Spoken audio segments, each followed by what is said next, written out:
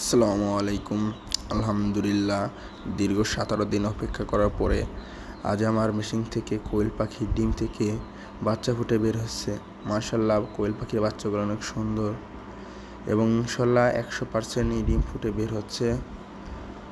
এখানে যে কোয়েল পাখির বাচ্চাগুলো দেখছেন, সব কোয়েল পাখির বাচ্চা হচ্ছে এ গ্রেডের বাচ্চা। তো অবশ্যই কারো লাগলে যোগাযোগ করবেন, ইনবক্স করবেন। আমাদের কাছে সকল বয়সী কোয়েল পাখি আছে।